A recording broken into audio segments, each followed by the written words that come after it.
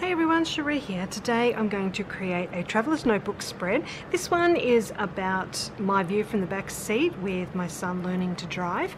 So I've got 4 stamp sets from Kerri Bradford Studio chosen here to use for this spread, and you can see here I've already grabbed a lot of the stamps out that I want to use. But I am using 3 brand new sets from Kerri Bradford Studio. These are new this month. This one is called Iconic. As you can see, there's lots of cool icons in this set. I'm going to use the little car here and the arrow. I'm also using a phrase from this Eat set. I'm going to use this set quite a lot because I do lots of food related layouts and things, but I'm also going to use This I Can Handle on this driving spread today. So you don't need to necessarily use them for eating spreads. You can use them for other things as well. I'm also going to use lots of little stamps from this block of headline stamp set. I've chosen the word yes, recorded, today, happening now. But as you can see, there's lots of cool words and phrases to choose from. And I've also got this stamp set, which I think was released last month, called Utah's Mighty 5. And I'm going to use this phrase here, venture onward, which suits this spread today. I do have my journaling already printed. I'm planning on using a tag as part of my design. And I think I'll pop you on fast forward and make a start. Okay, so I'm going to start off by doing all of my stamping onto some plain white cardstock. So you can see there I've just done the word yes. I've got that arrow from the Iconic stamp set. Next up I'm doing the word today. I've also got this little phrase here that says happening now. Next up I've got the venture onward stamp, and I'm going to do that one twice. I did smudge it a little bit on that first go. I've also got the This I Can Handle. I'm going to stamp that one twice as well so I can use the darkest one. And I've also got this cute little car from the Iconic stamp set. And I'm doing that one twice as well so that I can use the best image on the spread. I've also got the recorded word here, and you'll see that I don't end up using this one on this project today. I just didn't have the space to put it. So I do have it stamped there though. I can use that on another project. Okay, so now that all of those are cut out, I can go ahead and start sticking them onto this tag. I've already stitched around the tag with my sewing machine and added twine to the hole. This was just a tag I cut myself, and now I'm just adding all of these stamped pieces down the tag. So that car is adhered with a foam dot just to lift it up off that tag a little bit for a little bit of dimension, and the other pieces I'm just sticking down directly onto the tag there. So I've just got happening now going on there, and the last one will be the venture onward.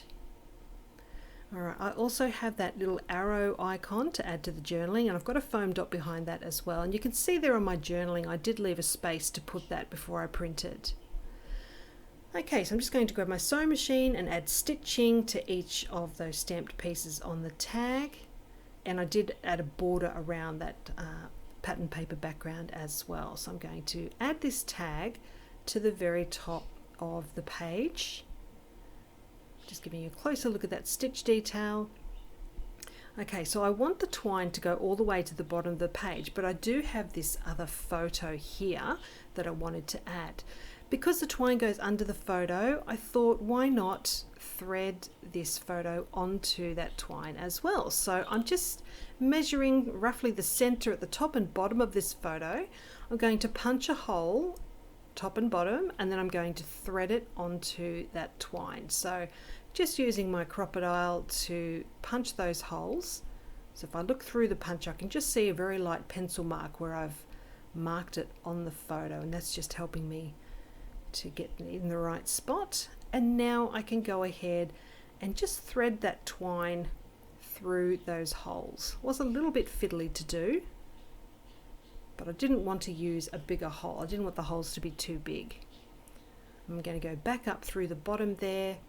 Now, because it does have twine behind the photo, I decided to use some foam adhesive in behind there.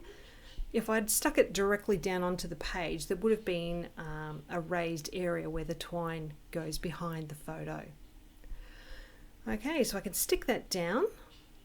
And at the bottom of the page there, to secure that end of the twine, I'm going to use my tiny attacher just to add a couple of staples, and then I can trim off the excess twine at the bottom there.